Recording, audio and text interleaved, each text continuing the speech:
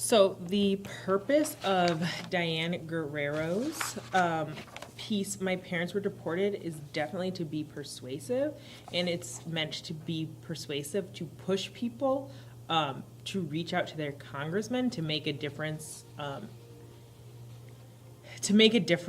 In immigration rights in America currently, or in 2014, but I'm guessing her message hasn't changed.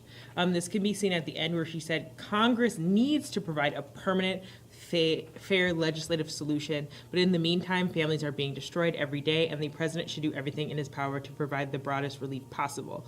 Not one more family should be separated by deportation." Although she speaks to Congress and the president, there's like absolutely no way that she wrote this piece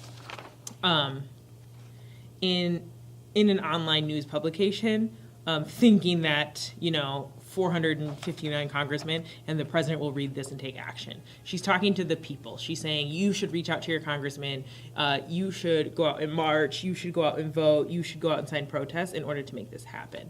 This can also be seen just in the relative pathos in her piece. She says, "I was lucky to have good friends, but I had a rocky existence. I was always insecure about being a nuisance and losing my invitation to stay.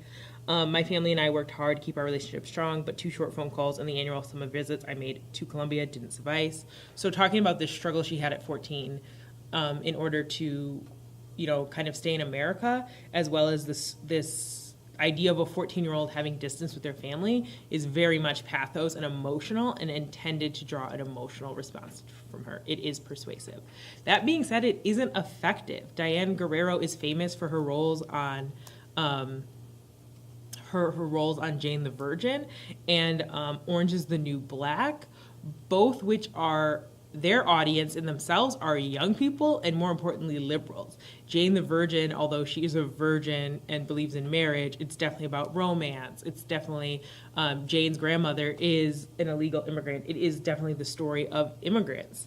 So people who would be watching those shows, people who would see themselves in those characters, are probably already going to be Hispanic, young women, of the, 14 to 34 age group.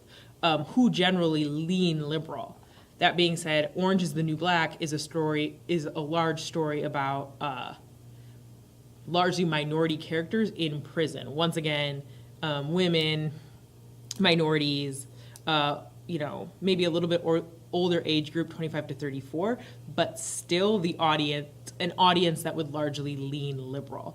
So while her piece is meant to be persuasive and pull on emotions, people who would read her piece because they know her or because they relate to this cause would probably share her same beliefs that this system needs to be fixed, that separating families is wrong. So while her purpose is to be persuasive, she's kind of just communicating a message that her audience would probably already share and hold dear. So I'm not sure that she's persuading anyone to take action, or she's not persuading enough people to take action towards her cause.